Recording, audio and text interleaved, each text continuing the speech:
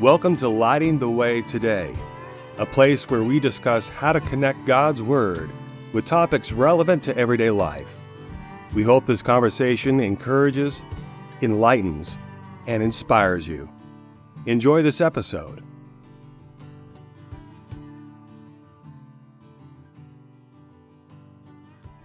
Hello, and welcome to Lighting the Way Today. I'm Hunter Mullins.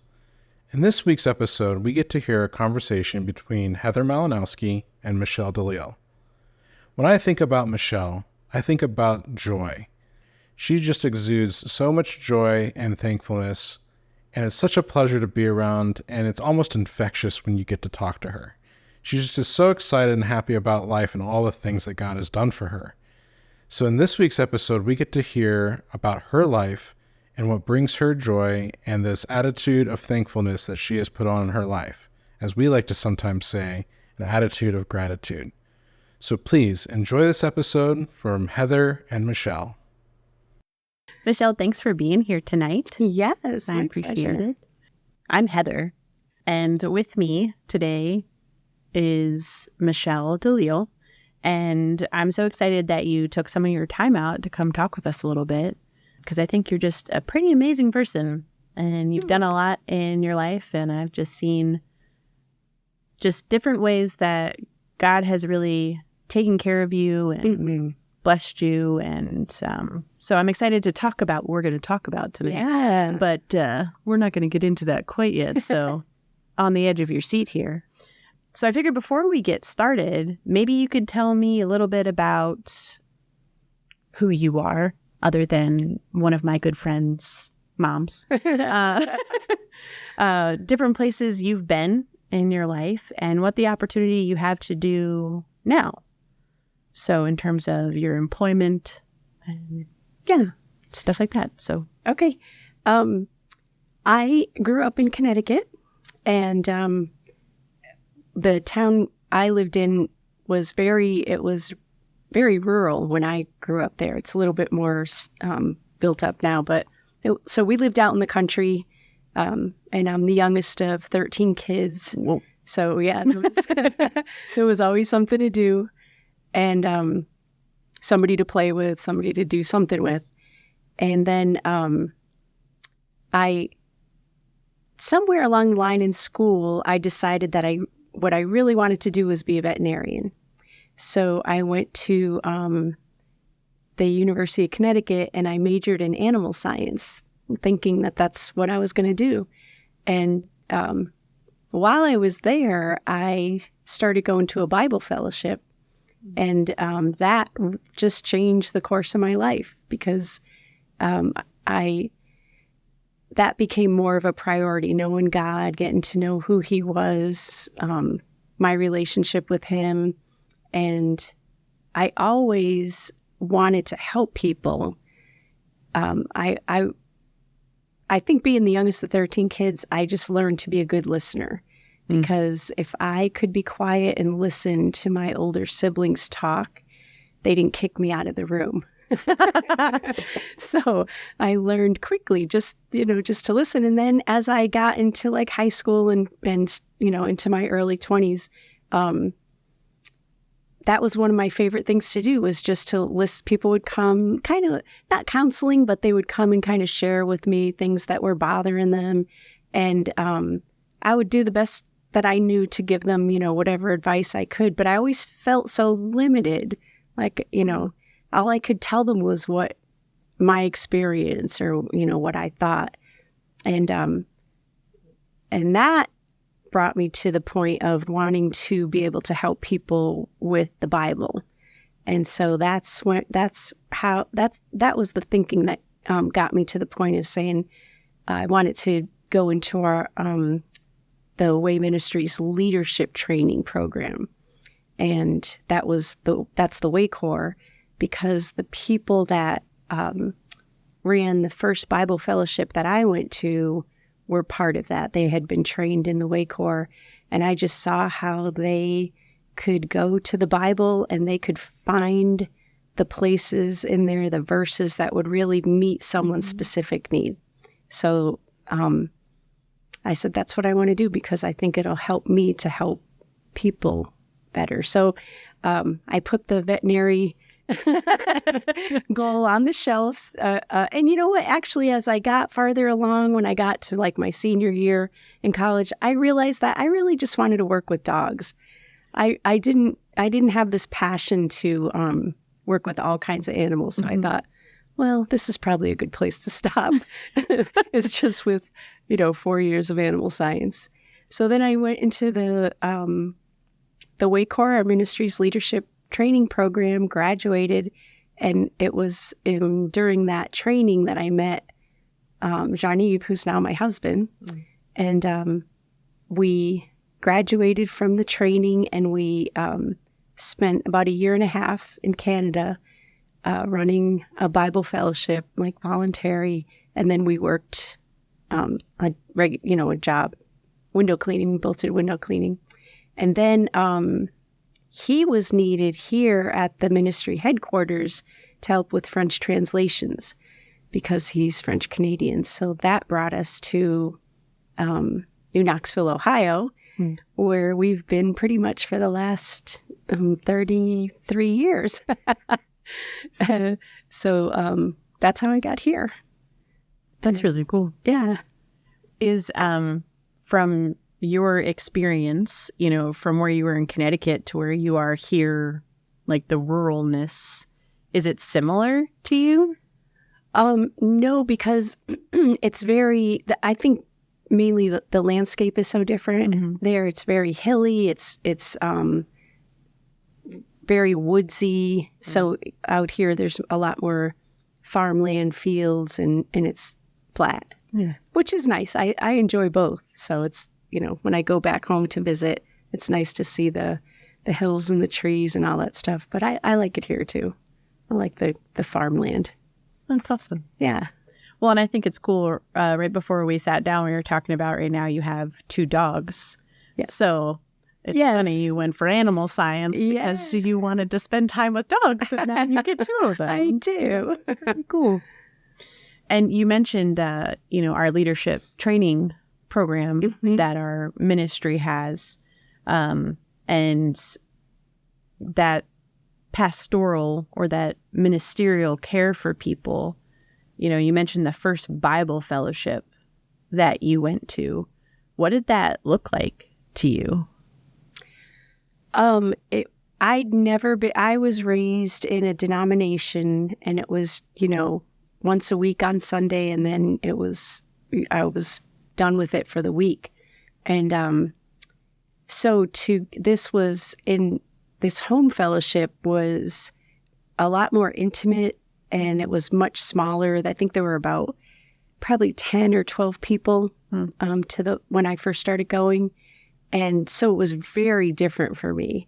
And at first I was a little out of my comfort zone. I wasn't quite sure what to make of the whole thing. But the first teaching that I heard at that first fellowship, answered questions that I had that I never told anyone else about.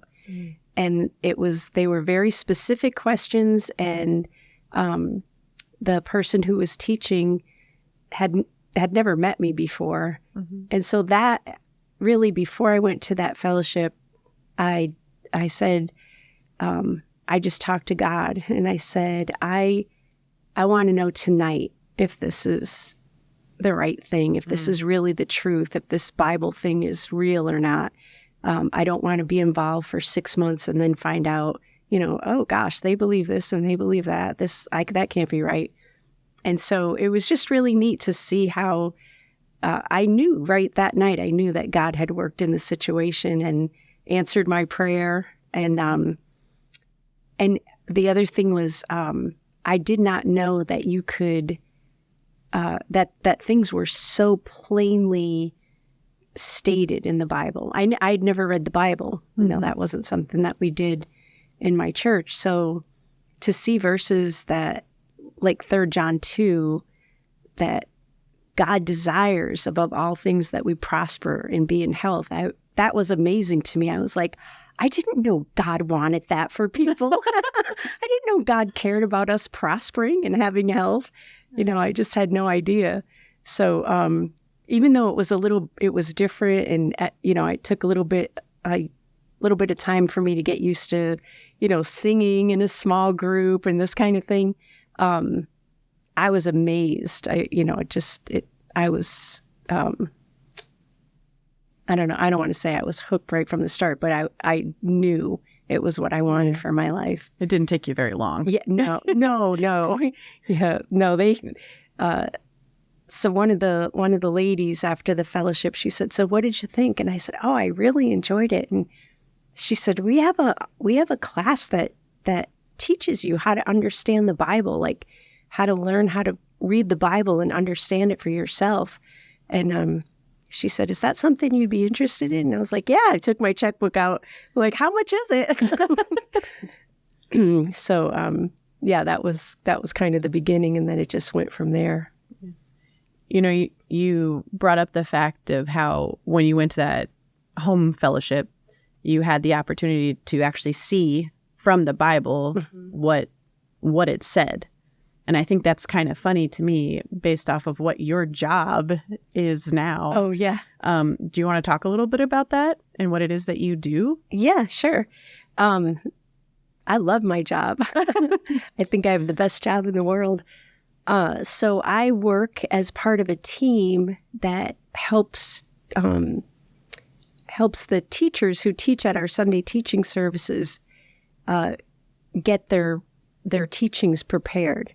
And it is a team. There's multiple people involved. The teacher puts the teaching together, but then because our Sunday service presents the Bible to such a wide audience throughout the world, it takes more than just one person to know if this is going to have the impact that we want it to have. Mm-hmm. So you have people with different strengths and different abilities in terms of knowing how to present a teaching, the research side of it to make sure it's accurate, all those different things that go into a powerful teaching.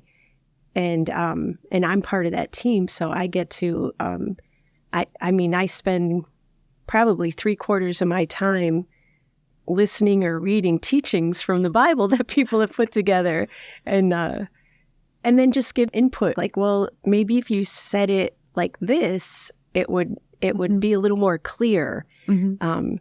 And when I do a teaching, I get the same input from the team, mm-hmm. Because it really does take all those different parts of the team to see all the details that just make it the best. And so that's pretty much what I do most of the time. I think that's really cool. And definitely a unique opportunity mm-hmm. that you have as well. One of the things, you were there for a lot of your friends going back to your history, and you recognized that maybe what you were moving towards at the time, like your potential career in the future, wasn't exactly lining up with then what you wanted to do. Mm-hmm. So I'm going to bring up a kind of a weird phrase, and I don't know if you've ever heard it, but the phrase is, "Well, it doesn't serve me." And that's a way that people phrase things now when they're like, they don't necessarily like what's happening. And so they use that as an excuse to quit. Mm. So if something gets challenging or it gets hard or it's just not fitting right, instead of figuring out what is the best or what comes next, when it gets challenging, they just stop. Mm. They use it as an excuse to give up. Have you ever heard that phrase? No. I think it's kind of a funny one. But when it comes to, you had a decision to make. Mm-hmm. You were either going to keep your career. Thankfully, you figured out it was just for the dogs. Yeah. And then you moved on to wanting to be a minister mm-hmm. instead, so you could help your friends. Or help not just your friends, but you wanted to be able to help essentially anybody Yeah. who had a need because you saw people were able to do that for you. You persevered into something entirely different. How did your family react to that? It was mixed because I have a big family. Mm-hmm. So I had one brother and one sister who were also involved in the ministry. So they were excited. Yeah. And then there were probably several of them in the middle that were not ambivalent, but more like, oh, that's interesting. That's what you want to do, Mm-hmm. And then there were some, especially my older siblings, because it's a 20-year age gap between me and my oldest sister. Wow. Yeah. And so the older ones were more fearful. Gotcha. Because they didn't understand, they didn't know much about the ministry, and they didn't understand it was very different than church. So it was the whole range of reactions, Mm-hmm. and which was it was challenging. It was difficult because I being the youngest, I pretty much just didn't rock the boat. Followed the rules, did what I was supposed to do. So this was quite change from that. And then when you want to make people happy, when you want to please your family, and some of them are saying, "What are you doing?" That part was hard. Emotionally. Yeah. But it was the word. It was what the verses in the Bible, the things that I was learning about God, and putting Him first in my life, and making decisions based on what I saw and I was being taught from the Bible was His priorities for me. That's what helped me to not quit, and to not say, well, I don't want to upset anybody, and I'll just put this ministry thing away and do what people want me to do. Yeah. That does sound, when it's family and you're close with your family, that can be really challenging. Yeah. That's one of those things I think about in terms of what is the biggest challenge you can, or not what is the biggest challenge, but like when there are challenging times, how do you combat that? And you mentioned the word. Mm-hmm. And one of the things I think about sometimes in terms of the Bible, mm-hmm. and the different verses that you can look at and the different ways you can learn about what God wants for your life, one of the big keys is gratitude. Yeah. For what God has given to us. How do you think that gratitude or thankfulness has helped you when it comes to challenges? Like, for example, with your, when you were transitioning into a different route, yeah. essentially in your life. Well, I think probably the biggest key is, in terms of thankfulness, is who it's directed at. Mm. So that phrase, it doesn't serve me. It's just interesting because the mind picture you get is you're serving yourself. You're doing what you're doing to please yourself. Mm-hmm. And thinking about being thankful to God, when I considered, all that He had already done for me, I learned how to get born again of God's Spirit. I learned how to understand passages in the Bible and what they really meant, and I learned how to believe the promises of God and then see results. I never knew that I could pray for things and actually get my prayers answered. I didn't even know I could pray for myself. I just never had done that.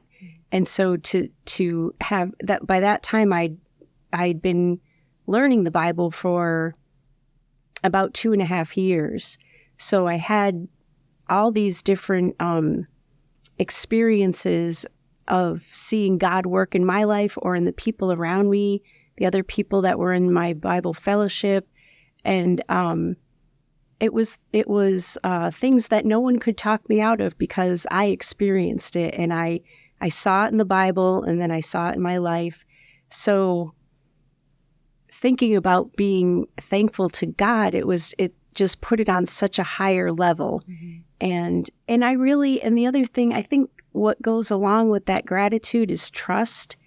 And I really believed and was convinced from what I'd seen in the Bible that if I did what God wanted me to do, that was what was going to be the best for my family too. Mm. And that God would take care of them much better than I could just by being nice or, trying to please them. And I saw it happen, that's what I saw happen. Those are the results that I saw. So that's kind of what I always brought my mind back to was, well, if I stop doing this, what's the alternative? And none of it was seemed worthwhile enough to just give up on God and go a different way. So I don't know if that answered your question. No, it did. The fact that you can be grateful to God, it takes it off of you. So when you have people who are quitting or who feel like they need to quit something rather than persevering through it or trying to find necessarily an easier way, by putting that trust into God, you realize it's not really about you. Mm-hmm. It's not, well, it doesn't serve me. Well, maybe it shouldn't. Yeah. I think that's really neat. I like the fact that you correlated gratitude to God with trust. Mm-hmm. Because thankfulness and trust and gratitude, I'm using thankfulness and gratitude interchangeably here. Yeah. But you have to make that decision to be grateful or to be thankful for different things. And I don't know. I just think that that's steeped in so much of what we do in life when you have the opportunity to study different passages from the Bible and see how it's affected your experiences in life and to see what it's done for you. Because I think about how it's easy to say be thankful. Yeah. It's easy to say just have gratitude, or there's a fun phrase, having an attitude of gratitude. Yeah. You can't see me doing the cheesy like TV back here because it's audio. But life is hard. Challenges come up. Mm-hmm. Familial challenges come up. Challenges at work come up. Challenges in general life come up. And it's easy to say, to be grateful and to hey, don't quit. That whole, well, it doesn't serve me, as an excuse to quit. But sometimes life is really hard. Yeah.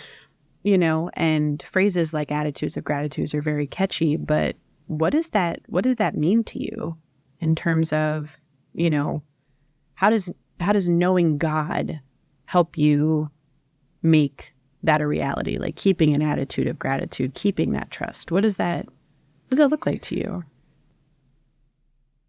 Well, your attitude is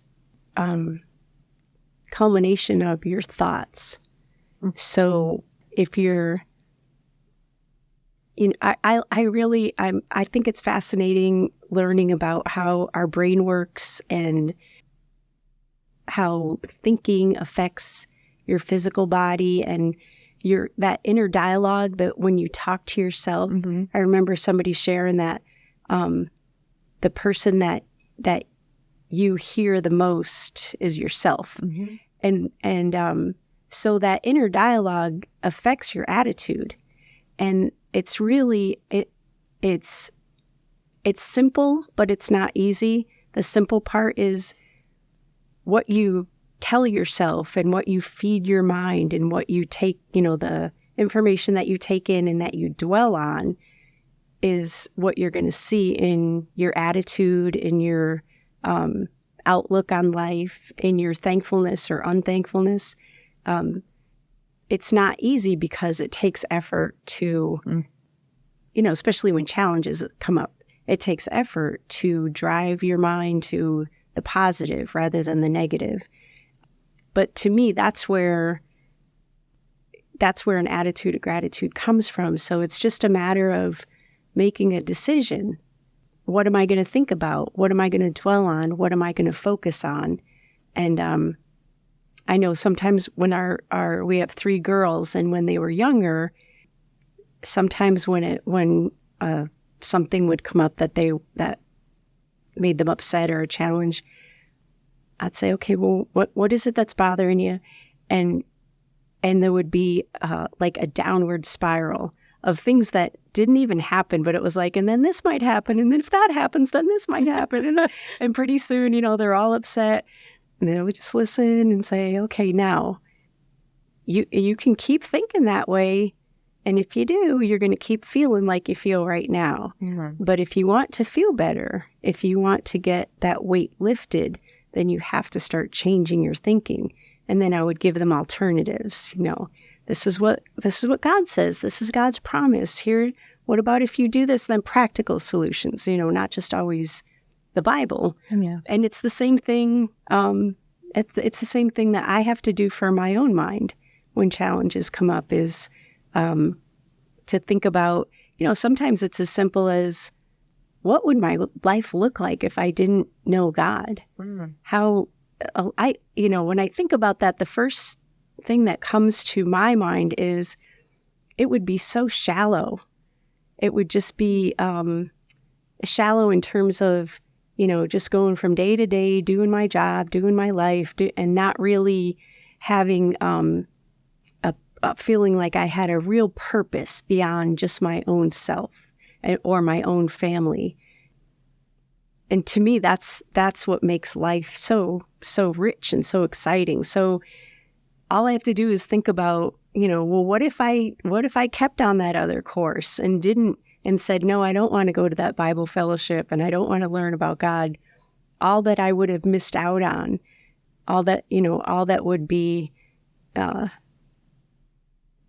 just living on a lower plane, so to speak. That right there is like, oh my goodness, how can I not be thankful?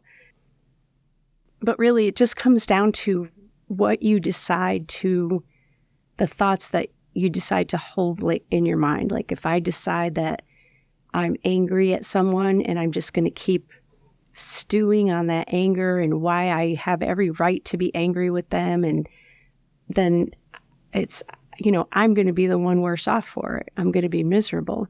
But if I can, work it through my mind, okay, yes, maybe they did do this and it wasn't right, but how is it going to help me to just be here and be angry?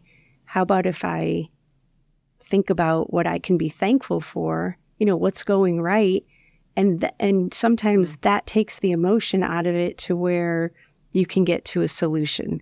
Okay, so what practical steps can I take to resolve the situation?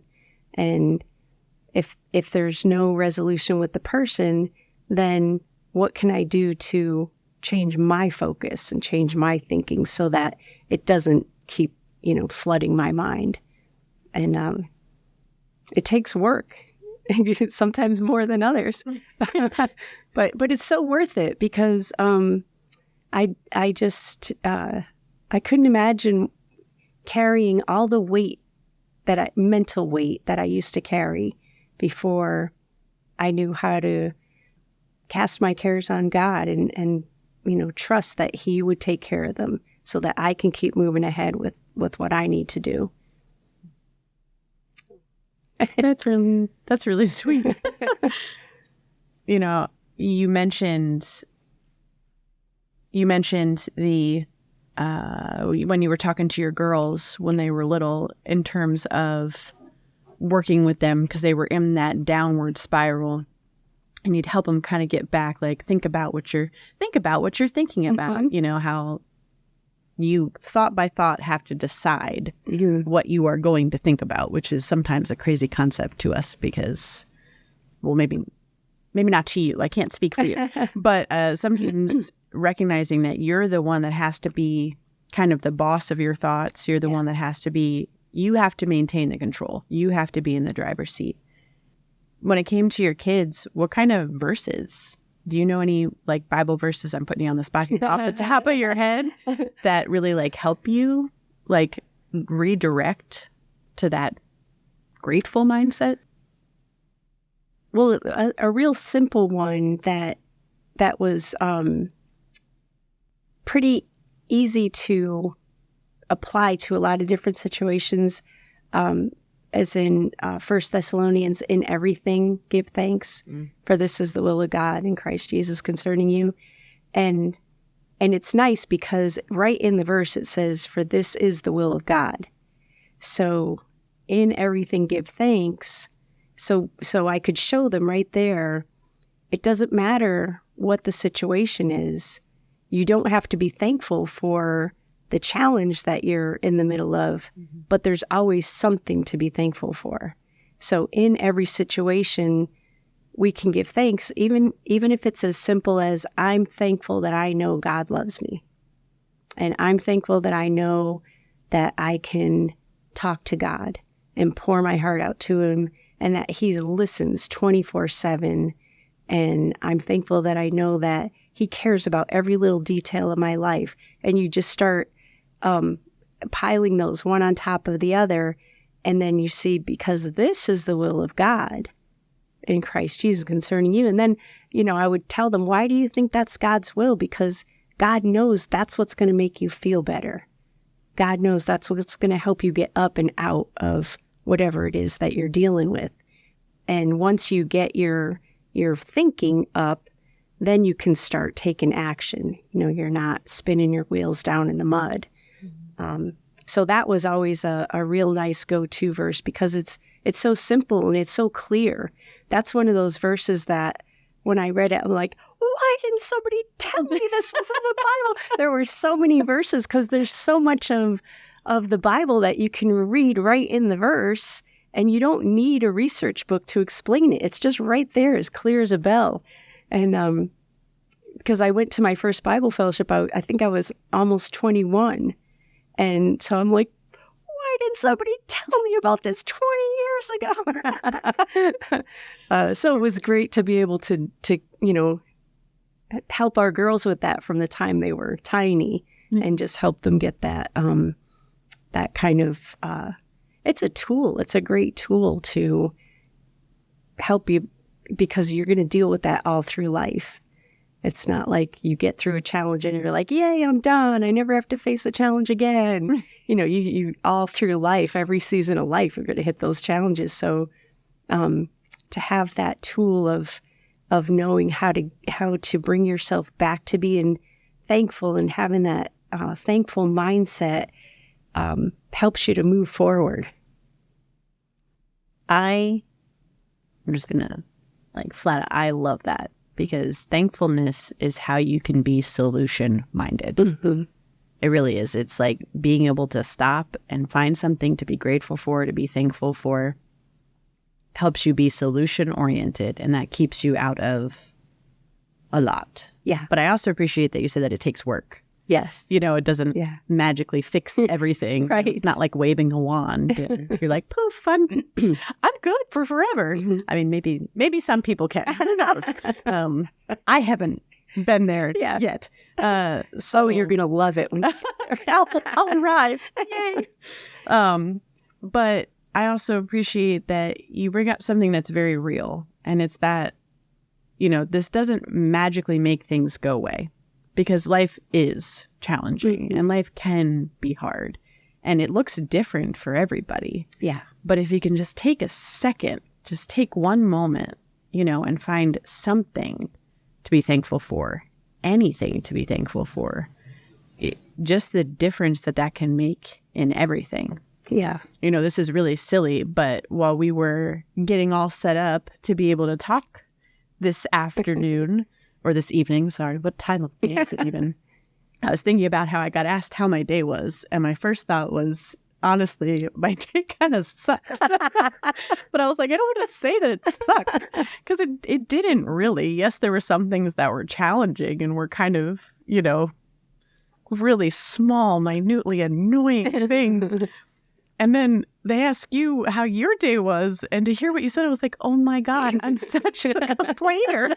I was like, oh my gosh, I'm such a negative Nancy. I was like, she had such a good day and she's getting on top of things. And I was like, wait a minute, I got some things done today too. And I was like, oh my goodness. But even something as simple as that, I wasn't really thinking I was being negative till I heard you talk about your day. And I was like, oh my God. I was like, well, no, I did get things done today, and that is good. And there's always tomorrow. That's right. That's when my mom actually taught me. She's like, Heather, at the end of the day, if you genuinely can't find something to be thankful for, you get to be thankful that you're going to go to bed tonight and start again tomorrow. Yes. That's huge. And that, especially like as an adult, your problems change a little bit when you're a kid. Yeah. And you don't like the green beans to when you're an adult and you're like, why do I need new tires right now? But you get to go to bed and you get to start again the next day. And it's like a fresh slate. And we get to decide, that moment by moment, gratitude for God. It's like, okay, God, I'm up. What's next? Yeah. All right, how can I refocus and not bring anything from before into what I've got going on? Mm-hmm. So thank you for that earlier. You didn't even know that happened.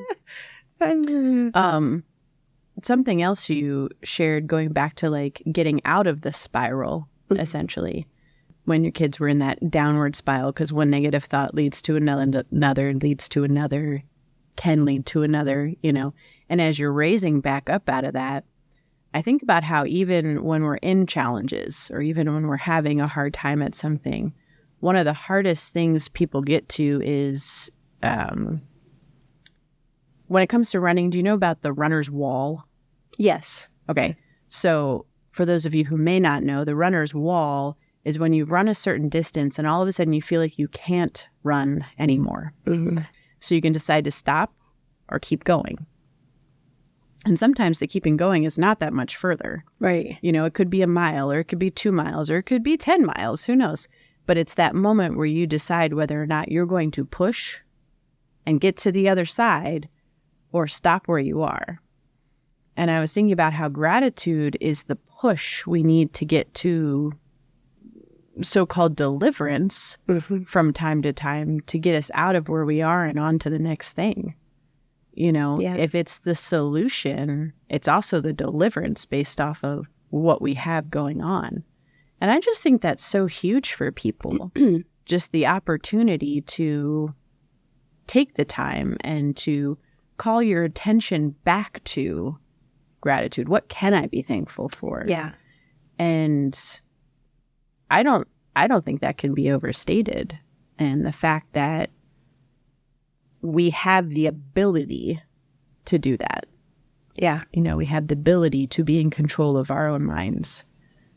And I think that's something that sometimes these days is missing too, is that everything acts upon us. We get that feeling, or we can have that feeling that everything acts upon us. Or, when something doesn't serve me, going back to the beginning, it's because something else is acting upon me that I don't like. That other phrase, it's like, I've been dealt a hand. Oh, and I don't like it. Yes. Yeah. It's like, it wasn't fair to me. It got dealt to me. It's like, well, what can you do with what you got? Yeah. And gratitude is so good. And it doesn't really cost you much, does it? Yeah. No, just a decision. Just a decision. Yeah. It's kind of like smiling at people. Yeah. And I think that was the thing that I was kind of thinking about with how our brains work is you can change the course of your day, even though nothing in your circumstances has changed, just by deciding to be thankful, deciding to look at the positive, the glass half empty, glass half full analogy. You look at it and you go, oh, the glass is half empty, and someone else looks at it and goes, hey, that glass is half full.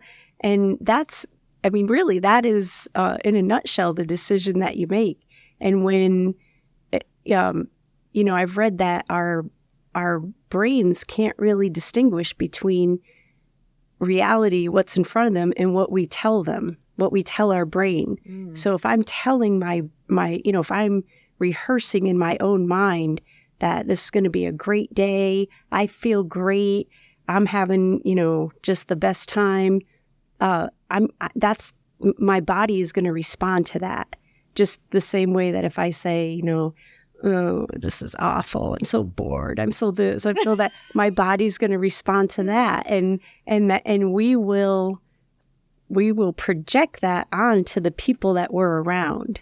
So I walk into new situations, like where I'm going to meet new people that I don't know, and what I tell myself is, they're going to be my best friend before I leave.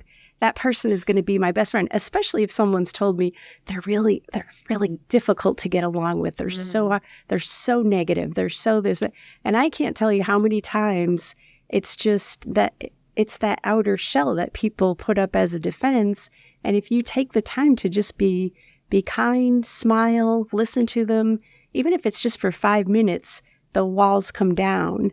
And we had a neighbor like that was notorious, would not look at anybody, would not, walking down the road, wouldn't make eye contact with anybody.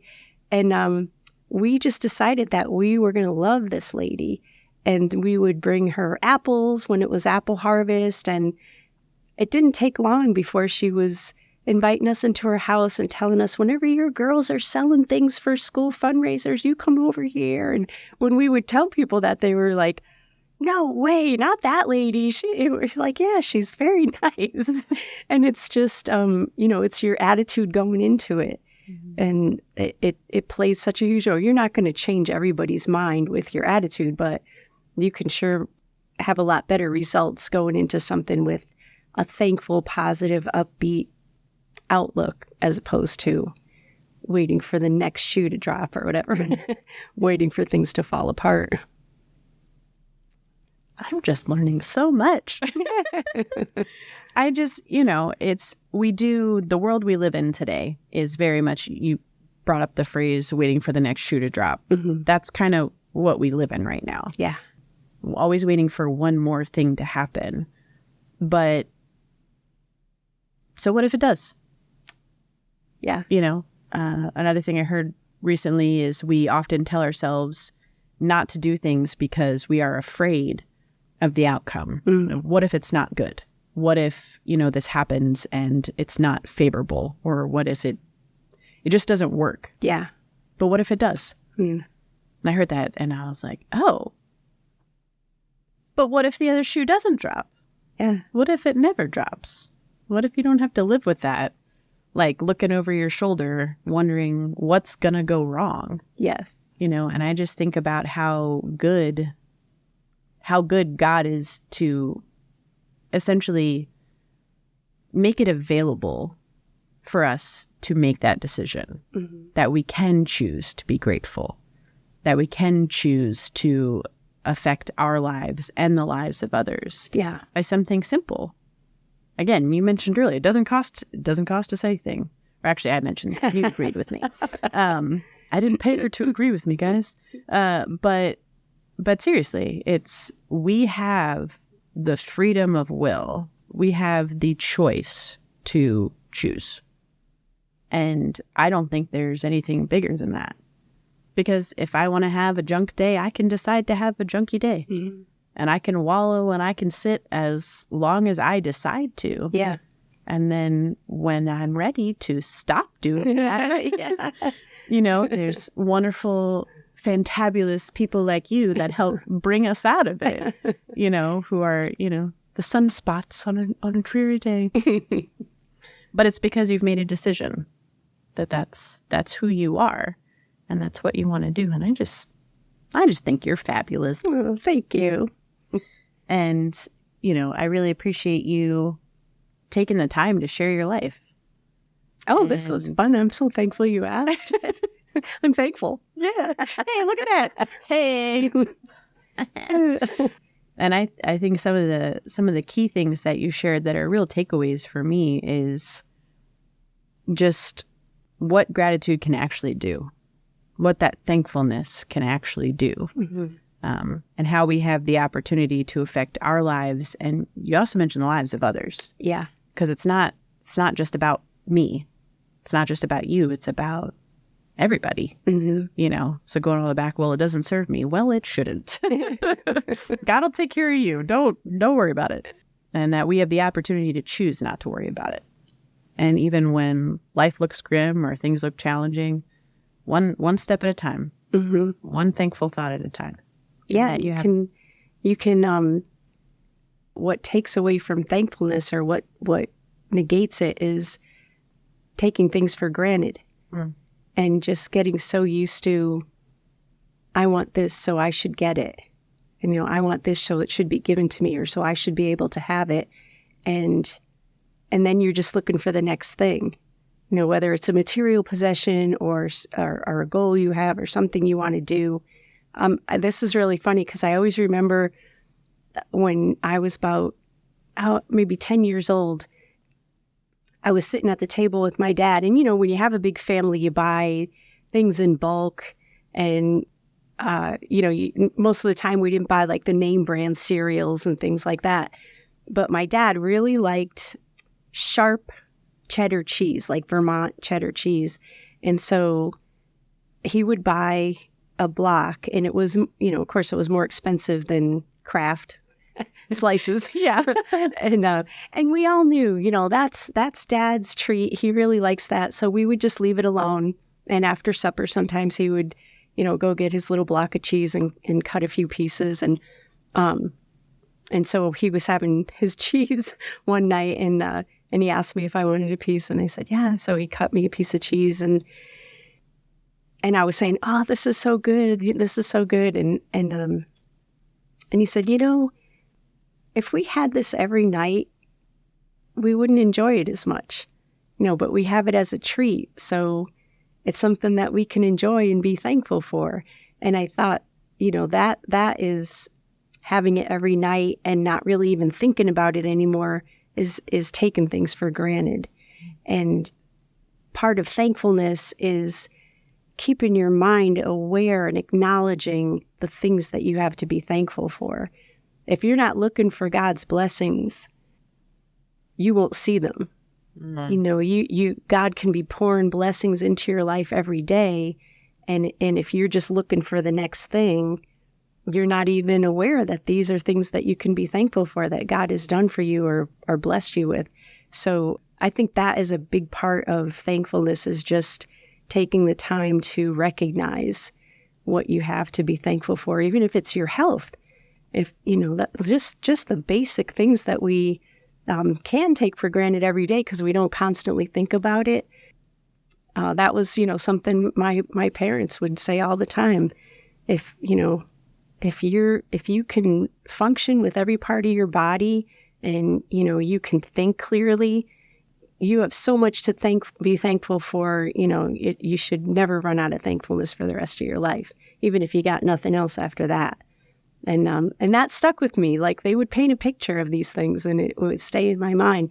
And then when you see it backed up with scripture, that's when it really has the power behind it and the depth behind it. And that you can really stake your life on that because it's backed up by God. So that's, being aware of and recognizing the things that you have to be thankful for. That was another thing we would do with the girls. I didn't get this and I didn't get that, and they would start pointing, what about this? Remember when this happened? Remember when you prayed for this and so got you that thing that you weren't expecting? Yeah.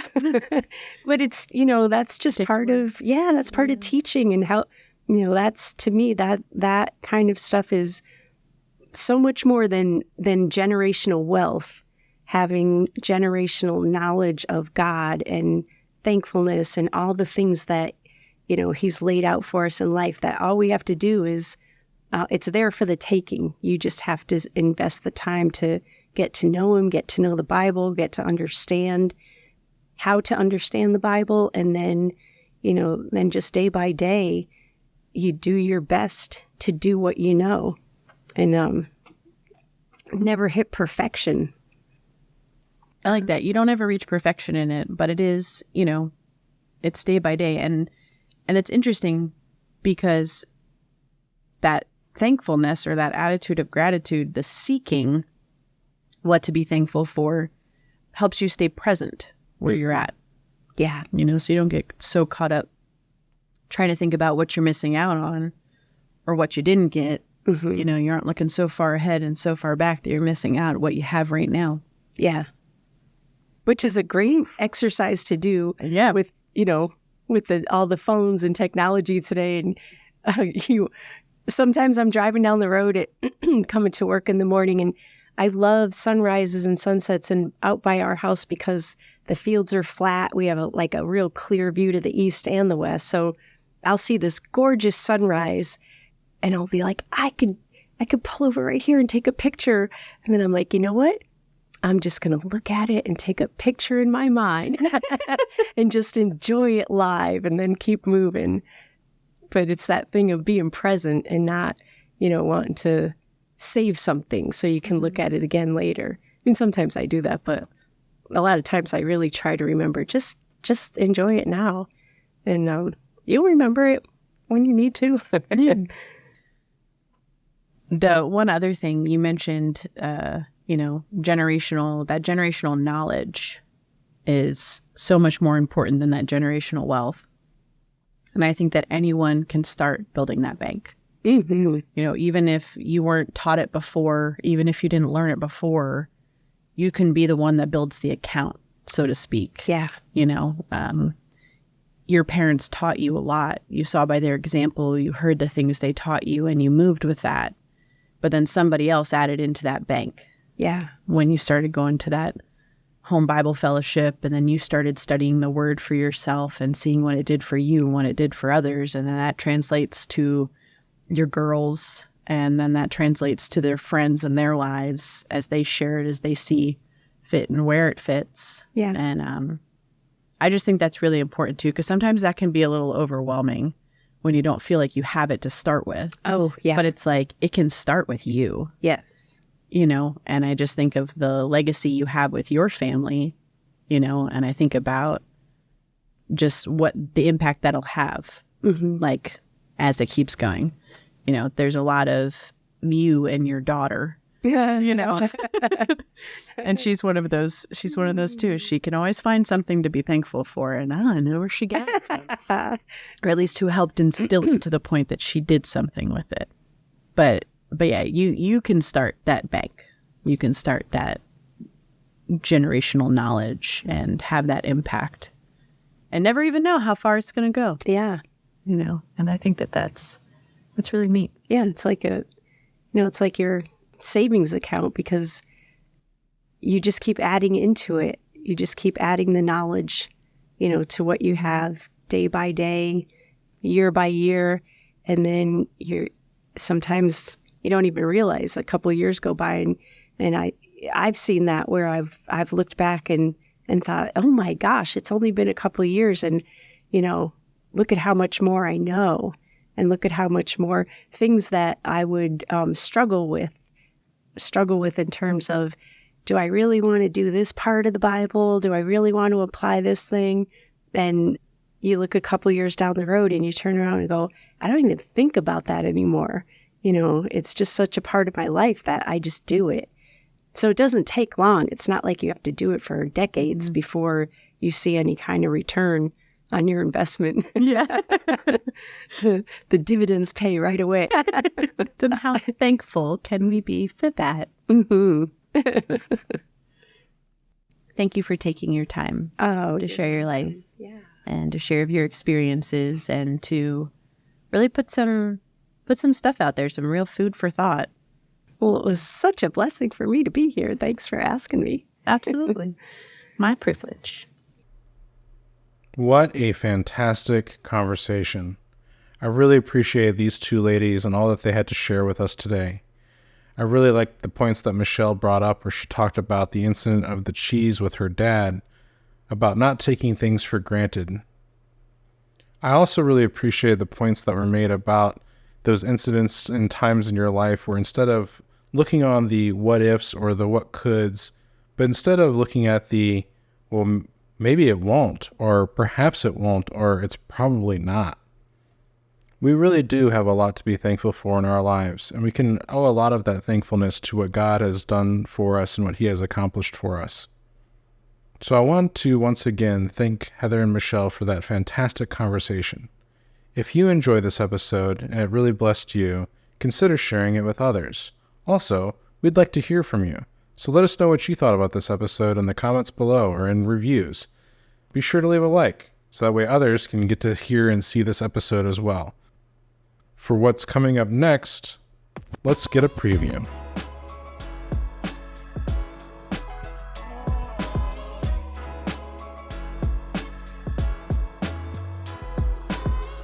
We let God's word shine in our life. He lights the path. What a show. That was God's word in conversation, nothing but the truth. A podcast backed up by biblical proof. And the show keeps rolling, can't miss the next edition. What's happening next? Turn it up and take a listen. It's so hard too because you have to be extend that grace to yourself. So just being able to recognize, okay, I'm allowed to be disappointed. I had an expectation. That did not happen. Mm-hmm. That's okay. I'm allowed to be disappointed. Yeah. That has brought me so much comfort over the years. I'm allowed to be disappointed. I'm not allowed to be a jerk. Yes. Yeah. I'm not allowed to just sit in my own misery, you know? But it's it's okay to have an expectation. And when that isn't met, it's that's a human thing. Thanks for listening to Lighting the Way today. Join us next time as we discuss biblical topics, letting the Word of God light our way in life.